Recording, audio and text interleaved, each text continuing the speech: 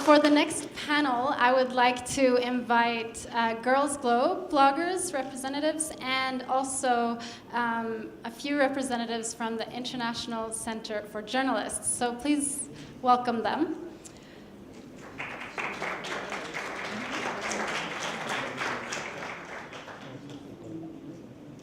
Okay, so it's really an honor for me to have this conversation because I'm the founder of Girls Globe, which is a very new organization.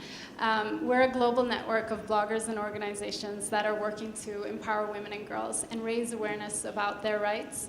All of these three young ladies on this side, I met online. We had never met before. We met for the first time at Women Deliver in Malaysia at the conference this year. And since then, we have really become an organization, and they now have individual roles. Elizabeth Epstein is from the US and is both a blogger, editor, and also our social media director. Justine Stacy is from Canada. She's a blogger as well. Started as a blogger, but is engaged with fundraising and now also the Vice President of Development of Girls Globe. And Diane Fender is from the US, Atlanta-based, and is a blogger as well, and also Vice President of Programs and developing how we can continue to grow Girls Globe, both internally and externally. Now, I want to also introduce you.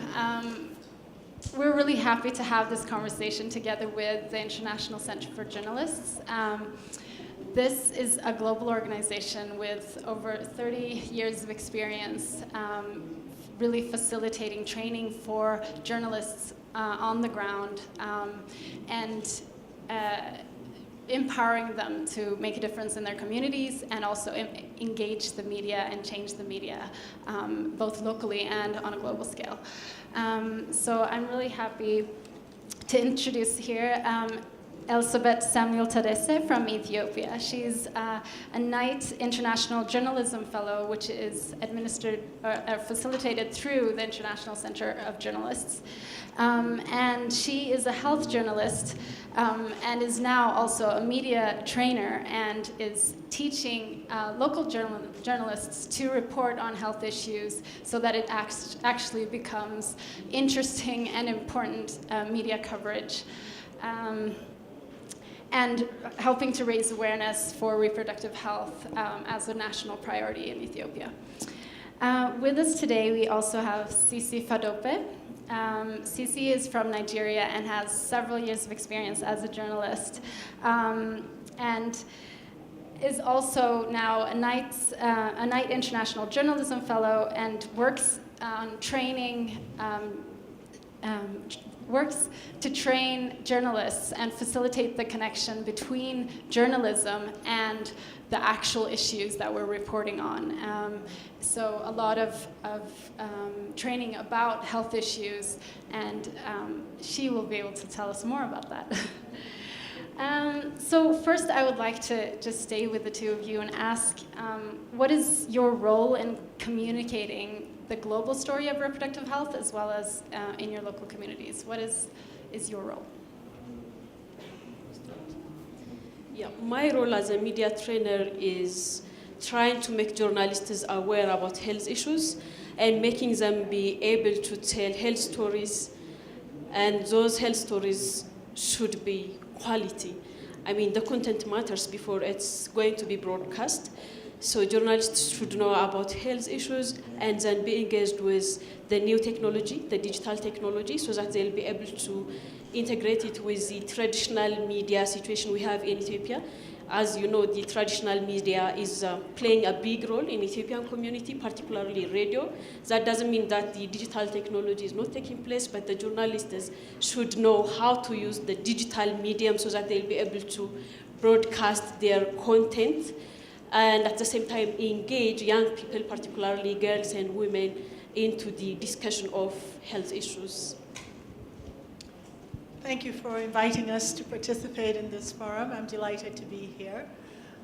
So health is a cross-cutting issue. And over the last 2 days that we've been here at this conference, we found out that reproductive health especially is even more so a cross-cutting issue. So the goal in Nigeria is to have a dialogue across the spectrum of all stakeholders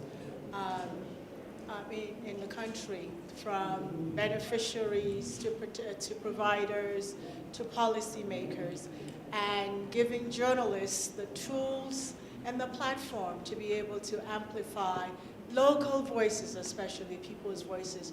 So the goal across the board is, voice participation of the general citizenry on health issues and health policy.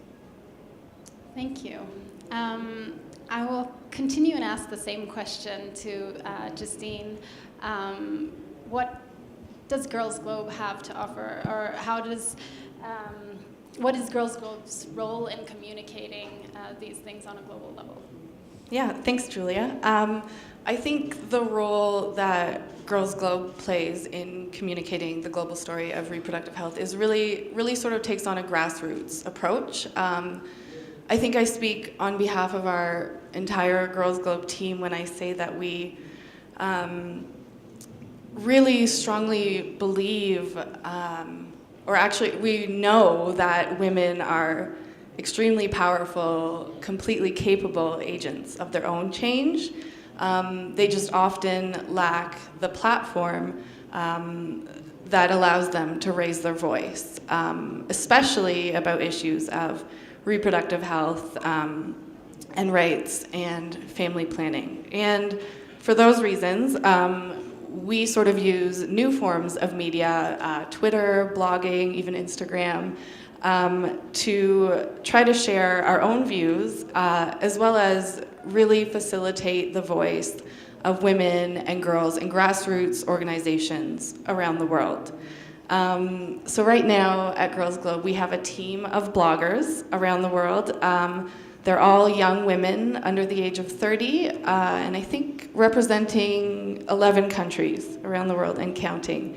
And we also have a global network of grassroots women's-based organizations who also participate in sharing their voice and sharing stories directly from the field of the work that they're doing to empower women and girls.